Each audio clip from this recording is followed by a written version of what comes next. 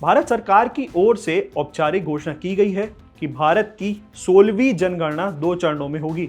इसमें देश के अधिकतर हिस्सों में 1 मार्च 2027 तो वहीं हिमाचल प्रदेश, जम्मू कश्मीर और उत्तराखंड जैसे दूर दराज और बर्फीले इलाकों में 1 अक्टूबर 2026 से प्रक्रिया शुरू होगी।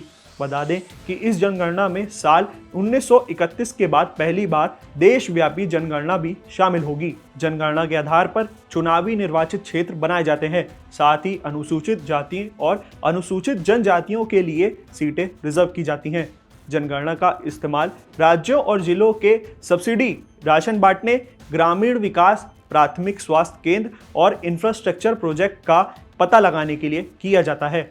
इससे न्यायपालिका, योजनाकारों, स्कॉलर्स के माइग्रेशन, शहरीकरण, फर्टिलिटी और रोजगारों को समझने में मदद करती है। इसके अलावा यह संवैधानिक प्रावधानों के लिए भी बेहद महत्वपूर्ण होती है।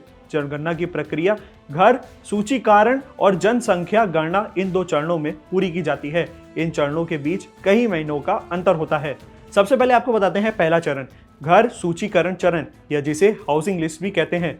इस प्रक्रिया में गणनाकर्ता की और घर के मुखिया, सदस्य की संख्या, मकान का इस्तेमाल, इसमें रेजिडेंशियल और कमर्शियल दोनों शामिल होते हैं, इसके निर्माण के इस्तेमाल में किया गया सामान, कमरों की संख्या, बिजली पानी का सोर्स, खाने पकाने में इस्तेमाल किए जाने वाला फ्यूल, गाड़ी, टीवी और फोन जैसी चीज़ों का डाटा इकट्ठा किया जाता है। इस जानकारी के जरिए भारत के हाउसिंग स्टॉक सुविधा तक पहुंचने और रहने की स्थिति को प्रोफाइल बनाने में मदद मिलती है। दूसरा है जनसंख्या गणना। इसमें आवास जनगणना के बाद जनसंख्या गणना की जाती है। इसमें व्यक्तिगत डाटा पर ज़्यादा ध्यान दिया जाता है, जैसे कि नाम, लिंग, आयु, जन्मतिथि, घर के मुखिया से संबंध, शिक्षक व्यवसाय, वैवाहिक स्थिति, धर्म, जाति, जनजाति, विकलांगता की स्थिति और माइग्रेशन हिस्ट्री का डाटा इकट्ठा किया जाता है। इसमें गणनाकर्ता बेघर समेत हर व्यक्ति के लिए एक शेड्यूल भरते हैं। इस प्रक्रिया में जनसंख्या और सामाजिक आर्थिक विवरण भी शामिल किया जाता है।